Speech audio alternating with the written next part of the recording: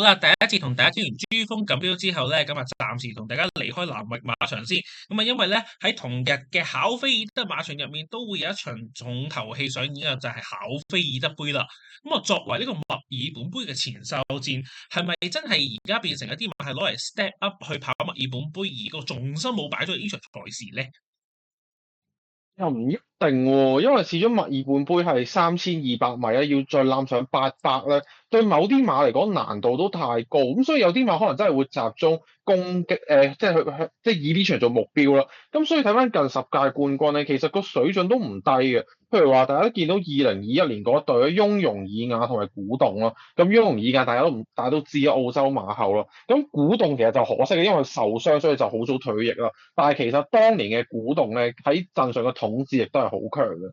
咁啊，至於練馬師方面咧，就有兩位大練馬師嘅成績就相對突出啲啦。咁馬漢雅就16年真米加啦，同埋上年嘅勝算公爵。咁至於華麗勒咧，就2020年嘅雍容爾雅同埋22年嘅綠之源啊，各贏咗兩屆啦。咁另外咧，原來外隊馬成績都唔錯喎。18年毫無破綻啦，19年白朗冰川咧，原來呢項考菲德杯咧，呢兩年咧係都係俾外隊馬囊括咗嘅。咁至於騎練方面就相對上就平均啲啦，因為始終考菲爾德杯都係一場讓磅制嘅一級賽啦，咁所以對比起一啲平磅嘅 Group One 咧，嗰啲大練馬師啊、大騎師嘅統治力冇咁強都係正常嘅。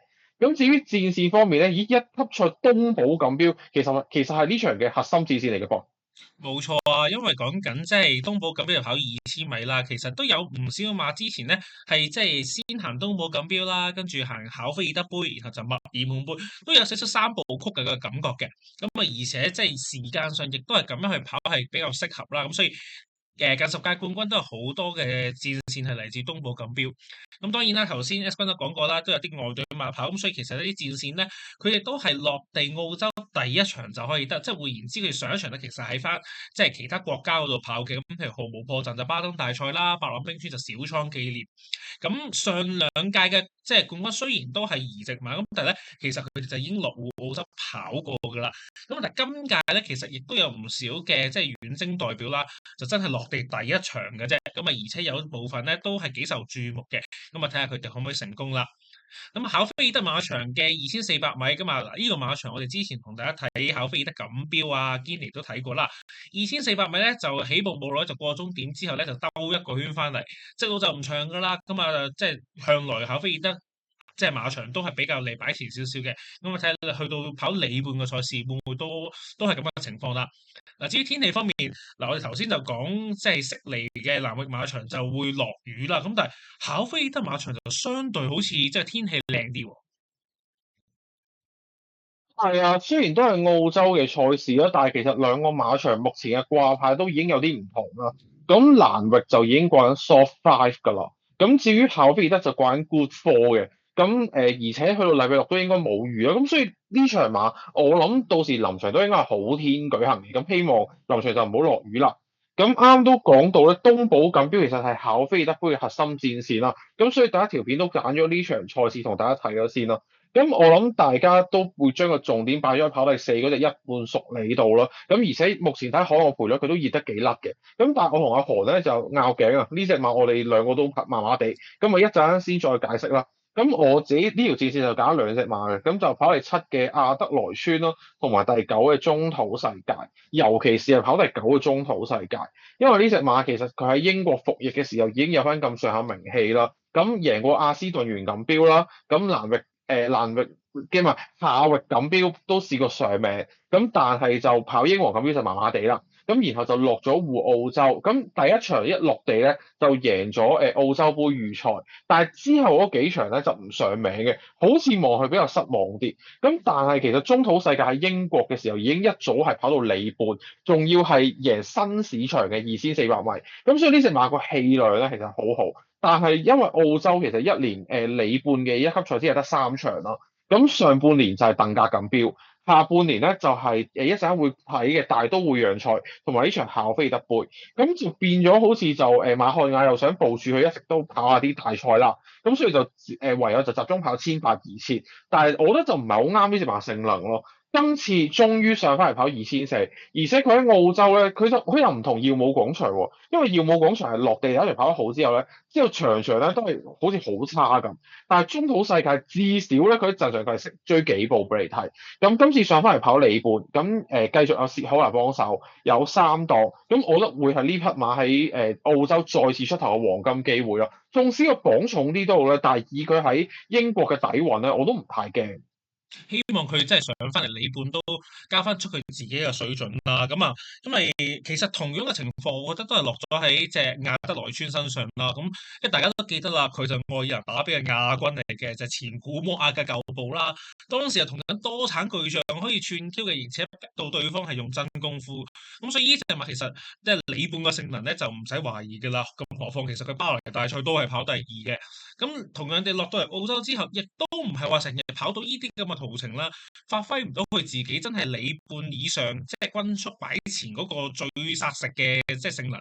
你見到呢場就算2000米放到頭咧，咁一嚟隔離嗰隻好天浪佢踩到上嚟拍住你就知已經即係。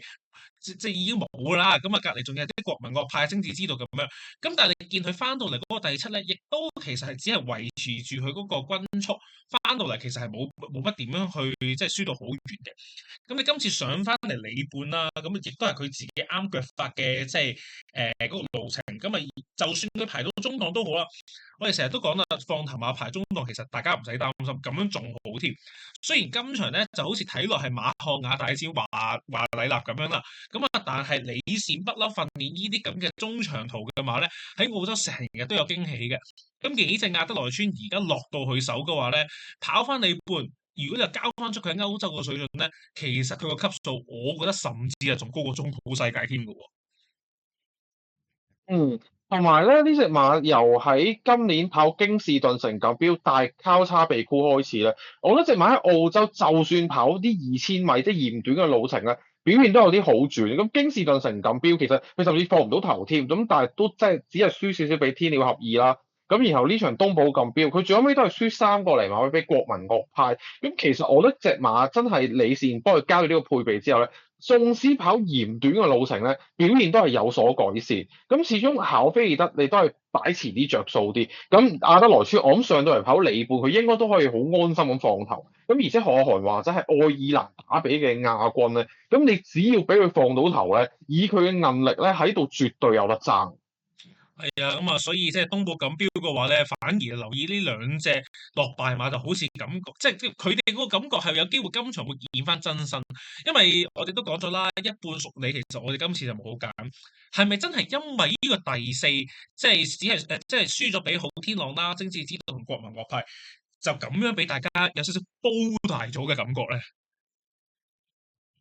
我諗都好大嘅原因啦，因為你暫時睇，譬如話國民樂派、好天狼、精致之道、正就係下個禮拜舉行嘅國士盾三大熱門，咁佢跑第四，咁而且佢個因為東部錦標就唔係讓磅賽咧，佢係啲定磅賽嚟，咁所以就可能大家會覺得啊佢好犀利，咁但係始終呢一場係2000，今次要上嚟跑2004，咁佢目前喺澳洲唯一一場里半嘅實績。其實係一場表列賽喺陽光海岸跑嘅陽光海岸杯，咁你話係贏甩嘅，咁但係對手就真係非常普通咯。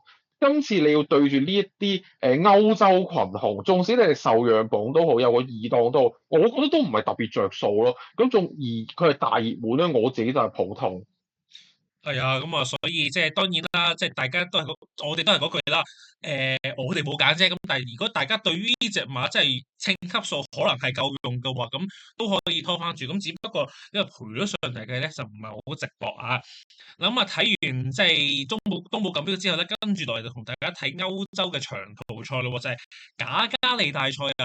咁啊，亦都係呢隻話咧，亦都係我今次考菲爾德杯嘅首選嚟嘅。咁啊，今次我直情就搏一搏大膽添啊，就搏呢隻夜曲預感啊。咁啊，當地而家都好冷㗎，30幾倍。咁雖然呢場就跑3000啦，咁啊，而且即係唔係好多馬，你記得5隻馬個步速咧就快極有個譜嘅。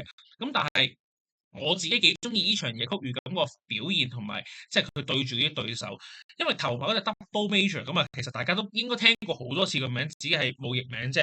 咁但係佢長期都係一啲長途嘅賽事係跑得好好，係一隻都幾頂班嘅長途馬嚟嘅喺歐洲方面。咁而家跟住 Double Major 嗰一隻黑衫金袖嗰隻就係明航海加啦。咁啊，之前同大家德國賽事嗰陣時，佢都跑到第三啦。咁即係一級賽嗰度係上到名嘅。咁啊喺出面啊 OTI Racing 嗰件衫啊，即係大家都好熟㗎啦，葉賽依護花騎士嚟嘅。咁啊同 Double Major 嗰個級數，我覺得係差唔多。而佢之前咧凱旋門大賽都跑到第五。咁夜曲如咁咧，最尾就係翻到嚟咧，佢嗰個第三咧就係同護花騎士平頭，而講緊係頭四名都係 pat 埋一嚿翻嚟。重點就係大家留意陣間喺直路嗰陣時，帕士奇對呢隻馬策騎嗰個力度啊，因為其實成條直路佢只係打到一邊嘅啫，其餘都係比較即係叫做手推策咁樣啦。翻到嚟其實就好 hea 嘅，對我即係我自己覺得。咁但係佢個勢係一路撲上去，其實過終點之後咧係已經係冚過埋 Double Major 嗰啲馬噶啦。嗱，雖然佢就跑開大長途賽事。咁其實夜曲遇咁咧，出道初期其實就已經係都跑過啲里半係2500左右嘅賽事咧，三次係一 win 兩 Q，其實嗰個根據都有嘅。雖然而家發展到就比較均速少少啦，咁但係既然落到嚟澳洲第一場，可能有少少新鮮感，而佢本身亦都有氣量，唔怕同你即係走蝕位啊，或者做啲發力嘅話，睇下帕士奇會唔會係夠膽即係入彎嗰陣時，就盡量俾隻馬展步走咗上去先，同你熬氣量啊，熬一啲硬力嘅話咧，始終歐洲馬都係幾勝一籌嘅。咁所以我哋頭先揀亞德萊尊同埋中土世界啫嘛。咁而夜曲遇咁嗰個長力係更加有嘅情況下，雖然佢可能之後目標真係擺咗出墨爾本杯，咁但係既然落地第一場有30幾倍嘅話咧，唔理啦，搏咗呢場先。如果真係佢得咗之後嘅咧，墨爾本杯就冇呢個賠率㗎啦。因為其實佢比我想象中冷嘅，因為始終佢都係喺法國嗰啲二三級賽經常有好表現啦，亦都係韋傑亞女子爵錦標嘅第三名啦。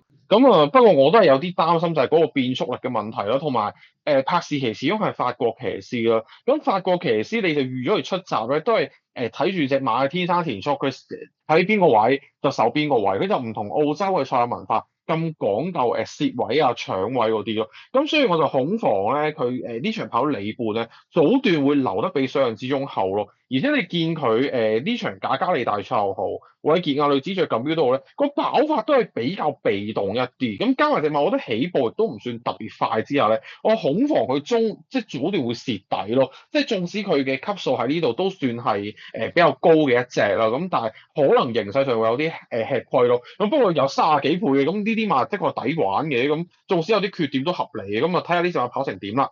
咁啊之後就睇下澳洲嘅一場一級賽咯喎，就係大都會讓賽啦。咁都係里半嘅 Group One 嚟嘅，不過就跑右轉啦，喺蘭域嗰邊跑，有3匹馬過嚟跑啦。咁分別有頭馬軍權至尊啦，第5名嘅攻守有道，同埋第7嘅天鳥合意嘅。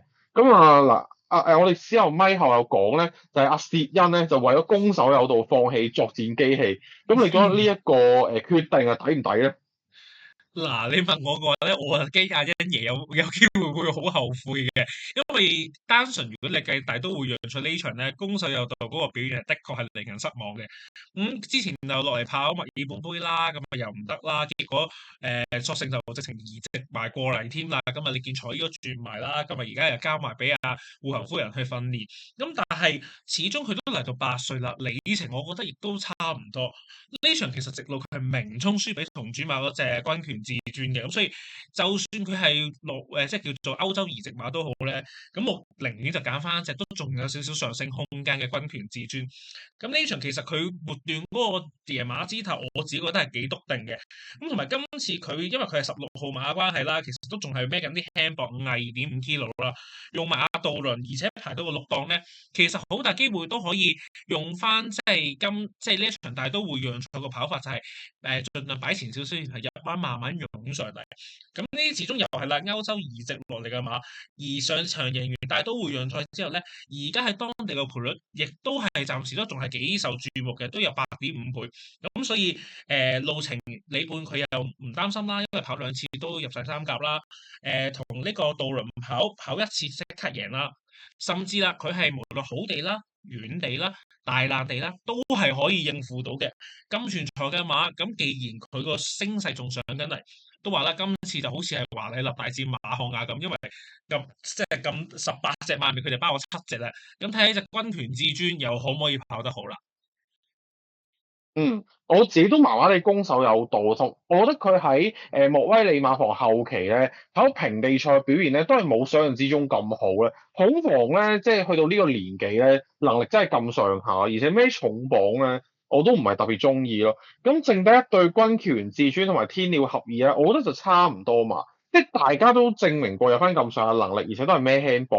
不過就要面對同樣嘅問題，就係跑左轉咯。因為始終佢哋嘅積都係喺就主要都係喺右轉馬場啊，喺南域嗰邊攞翻嚟啦。咁尤其是就係天鳥合意咧，我本身咧其實就好中意純粹睇積，我甚至想擺首選，但係我事後再睇一睇咧，我發現佢喺即係嚟澳洲之前喺里奧柏馬場跑咗2次啦，同埋落戶澳洲第一場喺智朗嗰邊跑咧，佢跑左轉3次都唔得啊！我有少少擔心隻馬跑左轉嘅能力咯，咁所以我就最後尾就等得比較後啲咯。咁軍權至尊都要面對同樣嘅問題咯。咁軍權至尊甚至左轉嘅經驗就更加少添。咁而且呢場大都會讓賽咧，的確佢贏起上嚟係幾有說服力嘅。咁不過就我覺得個形勢上就可能會對佢嚟講比較好啲咯。咁攻守有道同埋天鳥合意就左轉留得太後，然後追唔切咯。咁所以我覺得3隻馬咁攻守道我哋兩個都麻麻地啦。咁軍權至尊同埋天鳥合意，我個人就要比較挑剔，就比較擔心就係跑左轉嗰個問題多啲。但能力上，我覺得都係值得搏嘅。係啊，因為講緊其實兩隻馬都係今場嘅大 number 啦，咁啊亦都個磅唔算好重咧。始終佢哋亦都係有一啲即係長途嘅，即係有啲即係跑啲中長佢哋賽事嘅底子喺度，而近排個表現亦都唔錯咧。佢哋兩隻馬都係嚟自己大陣營嘅，即係都係嚟自華里立同埋呢個即係馬漢亞嘅話咧，就千祈唔好走甩佢哋啦。咁啊，最後一條片同大家睇嘅話咧，就係呢場嘅三級賽啦，金明斯錦標同樣啦，咁啊兩隻馬咧，我同 S 君就各執一隻嘅，我就要咗贏馬嗰隻猛巨王，你就要咗跑第七嗰隻大展新手。其實兩隻馬咧喺澳洲都有一定嘅即係成績出咗嚟㗎啦。咁啊，俾你講下嗰隻大展新手先啦。呢場我第七係咪牛一失手咋？關個榜事咯，因為其實佢都係啲打擂台上嚟嘅馬咯。今年佢都仲係喺費明頓啊、考菲德跑啲指標評分嘅讓賽啦。咁只不過因為佢贏咗場三級賽何輝讓賽，即係以前咧喺墨爾本杯一個禮拜前舉行，即係爭墨爾本杯最後一張門票嗰項賽事咧，但係今年就提前咗跑啦。咁佢贏咗嗰場之後咧，就變咗佢喺金明斯錦標咧要孭到130磅。我覺得對佢嚟講好似有啲吃力咯。咁加埋個英皇嗰隻水面影金咧喺前面狂放咧，可能對佢都有啲影響，就變咗末段就有啲均速咗。咁但係呢隻馬始終就跑12次8 win 1 Q 啦。咁同埋雖然佢係澳洲本地出產嘅馬，但係睇血統就完全唔使擔心喎，信可成真打石標，咁啊係跑長啲嘅。咁亦有時澳洲嘅長途馬係你話澳洲賽事都係啲即係歐洲馬好似佔據大部咁，但係有時你都會見到好似致勁爆，佢哋都係啲紐西蘭馬贏悉尼杯咯。咁所以有時都會有啲偶一例子。咁呢隻大展新手，我諗大家比較擔心點都係加里咯。咁始終佢喺香港嘅表現好似大家對佢嘅 comment 都唔係太好。咁但係佢喺澳洲都算係一個幾實而不華嘅中游騎士。咁孭翻個中118磅唔算太輕啦，但係都唔算太重。咁跑法亦都算係幾靈活嘅。咁睇下可唔可以反底咯。係啊，咁啊，即係始終佢本身出道以嚟，即係都整體嚟講個表現都係幾穩定嘅，可能即係偶一失手啫。咁呢場亦都係因為贏完馬加咗磅，所以令佢有少少走樣。咁但係佢個第七其實就唔係話即係落後好遠翻嚟嘅，即係維持嗰個位置。咁所以希望即係叫做今次可以都交到嗰個好表現啦。咁我自己就揀咗隻猛銳王嘅。咁啊呢隻馬同樣地啦，嚟即係澳洲之前咧就同中土世界一樣，都係嚟自 Kata Racing 嘅。咁啊嚟到落戶第一場23年嗰陣時就好記得嘅，就跑呢個考菲爾德杯啦。當時咧就苗傑美去跑，嗰陣時仲叫賈傑美添嘅。末段其實佢係跑過第六，其實佢個走勢係好引人嘅。咁啊，但係之後咧去跑即係再發展落嚟咧，就好似棘咗喺個樽頸位啦。好多場都跑得唔好啊！咁啊，但係佢嚟到今年嘅暑假嗰陣時，即係啱啱暑假咧，隻馬我自己覺得就好似醒翻啲嘅。咁啊，無論試習又好啦，真跑都好，都係。